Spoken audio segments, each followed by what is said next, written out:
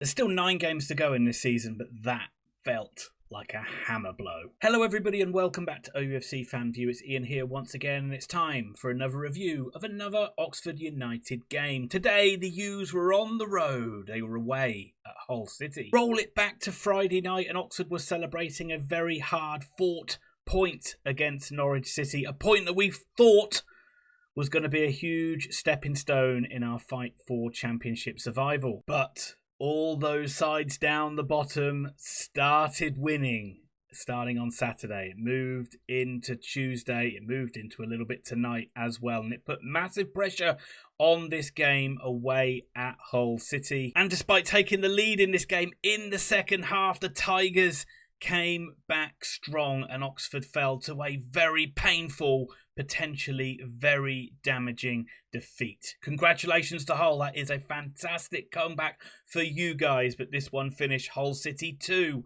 Oxford United 1. So we'll go over everything in the game like I normally do. I'll go over the team news, I'll give my review of the game highlighting the key incidents, and then I'll give my final thoughts for both sides at the end of the video. You can jump to any point of the video if you like by just using those timestamps down below. That's absolutely fine, but I'd always encourage you to watch the full video. But either way, please hit that like button because that does help me out a heck of a lot. I really need it tonight. Oh my god, that was a bad defeat.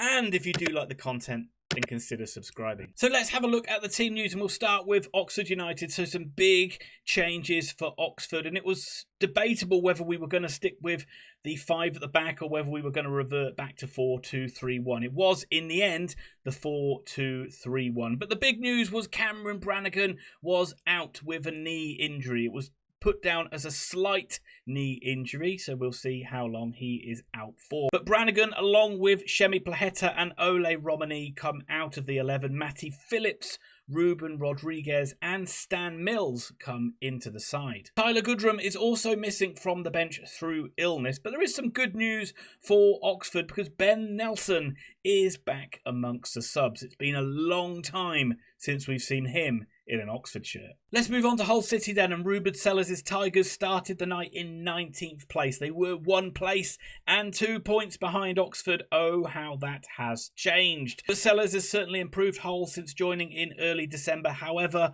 their home form still remains troublesome. They only had 3 wins at home all season. And Sellers makes one enforced change from the side that got a spirited 1-1 draw against Bristol City. João Pedro, who scored and then got sent off like a minute later, is suspended for today's game. But Hull still held on to get a good draw in that game. He's replaced with Matt Crooks up front. Hull have ex-Oxford United loanee Kyle Joseph in their ranks now. He's not scored for the Tigers since joining in January. Wouldn't it be typical if he broke his duck tonight? Let's move on to the game then, and in recent weeks Oxford have started so slowly in virtually every game, and that was the same in this one. It was a strong start from Hull, who were already moving the ball around well and had Oxford stretched a number of times, but they just couldn't get that final piece of the puzzle to work, and they couldn't test Jamie Cumming or indeed get any shots on goal. But Oxford sort of rallied a little bit after the first 10 minutes, but they were still living on scraps. Rodriguez won a free kick out wide on the right hand side. Phillips delivered it well onto the head of Elliot Moore and he powered a header just wide of the post. It was Oxford who created the next chance of the game as well, 7 minutes later on 22 minutes. Again, it was from a set piece, some good pressure from Mills, and he won a free kick centrally about 30 yards out. There's no Cameron Brannigan to hit it, so up steps Will Volks and hit it he did. He smashed it, in fact, low and hard, but Pandor, it was on his side, but he still had to get down to make a pretty good save to push it away and keep it away from danger. Hull came back after that though, and the closest they'd come all night was on 28 minutes. Gelhardt, who'd already been pulling the strings through the midfield after 3 wicked corners, gets another chance to deliver a cross. He kind of dinked or neatly threaded a ball through to Coyle, who was arriving in the box, and he guided a volley, well hit volley actually, but it just went just wide of the post. And Hull, with the final chance of the first half on 35 minutes, they work Jamie Cumming for the first time of the night. Gelhardt slicing through the Oxford middle. He hit a good low shot. Cumming got down to make the save, and Crooks was offside in the follow-up, and that was the last chance that got us through to half-time. Now, I've highlighted chances in this game, but really it was a pretty dull first half. Other than that opening burst from Hull City, Oxford kind of really dragged them down to that level, and it was a first half that was really lacking quality apart from Gelhardt, who looked a cut above everybody else on the pitch. But once again, like they did against Norwich, Oxford were digging in and hanging in there. But other from set pieces, it's difficult to see where a goal was going to come from. I guess that at half-time at 0-0, Oxford would have been the happier of the two sides, but maybe things are going to improve in this second half. Well, maybe the overall quality of play didn't improve, but we certainly got a more interesting second half. And on 15 minutes, Oxford had a decent chance. It's one of the things other than set pieces we were maybe relying on was mistakes, and Hull offered one up here. Pandor with a really poor clearance straight to Rodriguez. Rodriguez passing it to Sparky on the edge of the box. Mark Harris takes a touch, hits a strike. But it was a pretty poor effort, pretty tame effort, and it was easy for Pandor to recover. I really felt like we let Hull off the hook there. And Hull had a decent spell after that and missed a good chance on 57 minutes. Gelhardt was the guilty culprit. Kamara getting down the Hull right-hand side. He beat the offside trap, pulled it back to Gelhardt around about the penalty spot, and he placed a really poor effort over the bar. There was some bad news for Oxford on 60 minutes as Elliot Moore, the skipper, was forced off with another injury. He's been injury plagued this season, so I wonder how long Moore's going to be out for this latest stretch. But it did mean that we got to see Ben Nelson slotting back in at the heart of the defence, and it is good to see him back. We also saw Plaheta replace Stan Mills. But then this game burst into life for the final 25 minutes, and it started with Oxford scoring the opening goal, as it seemed like the only way we would score is from a set piece, and that is exactly what happened. Phillips swings in a corner at pace. Helik arrives onto it and volleys it superbly into the back of the net. It was so well timed, it flew past Pandor, who could not do anything about it, and Oxford were in the lead. Blow the whistle, ref, we've had enough. And I bloody wish he did blow the whistle, because all it did was just spur the Tigers back into life. And Oxford's lead only lasted 7 minutes, and Hull found the equaliser. Ruben Sellers made the changes, and those changes paid dividends. Sub Casey Palmer turned Alex Matos in the middle of the park to get a bit of space, and then it was a brilliantly disguised pass to get it through to Gelhardt in on goal. Fantastic composure from Gelhardt, and he slotted it calmly past Jamie Cumming. The Tigers had their tails up, and just 3 minutes later, it was a disaster for United as Hull took the lead. Gustavo Peretta got some space down the left-hand side. I'm not sure why Oxford weren't marking him. It was just a lobbed ball into him, but he was in far too much space, and it was Alex Matos who got beaten again on the byline. Great little drop of the shoulder, and Peretta was able to steam along the byline towards goal. But you're wondering, what's he going to do from here? The only thing he seemed to be able to do was shoot.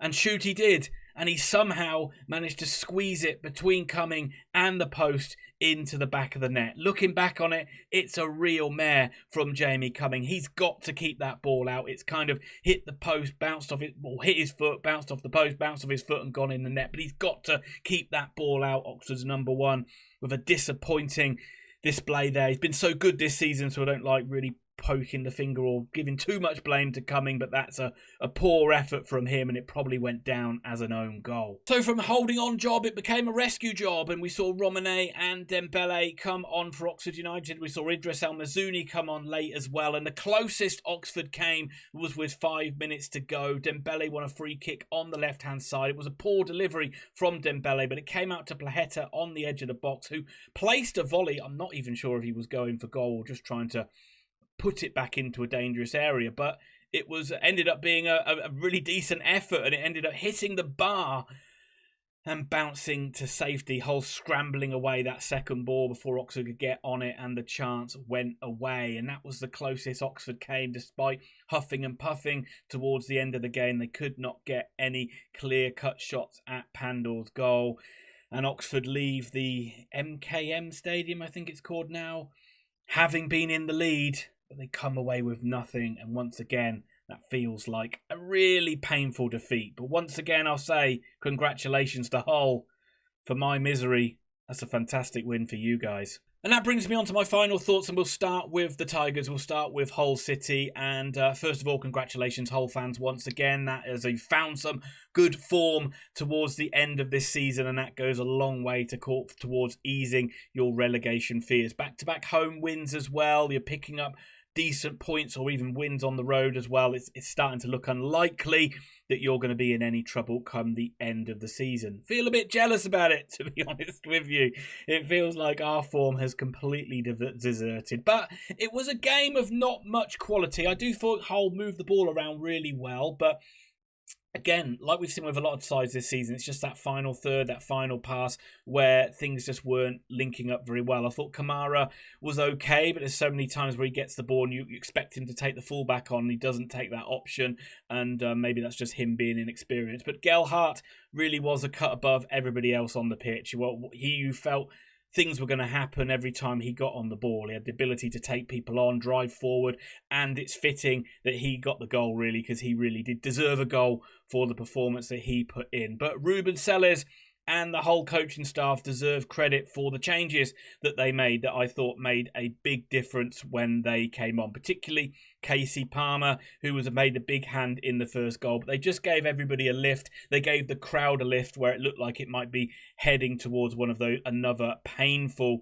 1-0 defeat for your side. But you should take a lot of pride in the fact that you've come from a goal down. I know Oxford, we are one of the poorer sides in the league, but you still came from a goal down to get that victory pretty late on in the game as well. So once again, congratulations to you guys. I wouldn't expect that you're going to be in any trouble in relegation, but let me know your thoughts down below. Let me know if you're happy with Ruben Selles and whether you think you're still going to stay up, and if you do, what you're looking forward to happening and what can change so Hull are not in this position next season. Good luck for the rest of the season, Tigers fans, and hopefully we'll be in the Championship with you next season. That brings me on to Oxford United, and yeah, this was painful, Oxford fans. This was a really, really difficult defeat to stomach. From getting into a position where we were leading 1-0, we weren't great in the game all evening, but to get in that position, to then throw it away by conceding 2 goals so quickly back to back, I think all of us are kind of scratching our heads now, thinking, where are the next points going to come from? Where are the next wins going to come from? And it's starting to look inevitable that it's going to come down to the very final kick of a ball this season. I think that stretched it up for 9 without a win now, which off the back of Gary Rowett's unbeaten 9-game start, it's almost been, you couldn't imagine a worse 9 games. I think it's only 2 points in that run of games as well, and we really need something to change. But Gary Rowett did switch formations back to 4-2-3-1, and I think people were on the fence about whether that was a good thing or not to do that. I heard on the Dub, I heard on Radio Oxford phone-ins that people were not sure whether we should stick with 3-5-2 or go 4-2-3-1. And it's easy to say after the fact, but I would just say I was one of the people that was in the 3-5-2 camp, and I'm surprised we went away from that. I'm surprised we changed the side as much as we did. I know that it was enforced a bit with Brannigan getting injured, and then you kind of have to make the changes there. But I'm surprised that Romani didn't get another start up top. I'm surprised that Plaheta didn't start the game as well. And obviously I'm surprised that Matty Phillips started the game as a winger when we saw him play quite well in that wing-back role. But once again, is he a guy that's going to give you much in a starting capacity? From what we've seen, no, not really. But that's hindsight being 2020. It's hindsight being a wonderful thing. I'm saying these things after the fact. We did take the lead in this game, and we could have come away with a 1-0 win, and you'd be saying, what a great decision to change it back to 4-2-3-1. But once again, Oxford, so poor in possession. You see a side that's down there with us in Hull City, and they've got so many more players that are more composed on the ball, that can take touches and get them through the middle of the park. I know they've got a player like Gelhardt. We don't have anybody like that. But we are so bad at passing the ball around that it's just slow in possession, ponderous in possession, and then eventually just a long booming ball forward, and hopefully we might be able to pick up some scraps. Hopefully we might be able to get something from a set piece. That's the way it certainly is in away games. In home games, it's been a little bit better. But in these away games now, I think we have to just play 5-3-2 and just try and scrap and nick whatever we can nick. Because we can't go toe-to-toe, seemingly, with anybody in this league away from home. See, it's annoying, really, because those 2 goals really kind of changed the whole complexion of the game, because I thought Oxford did defend quite well again.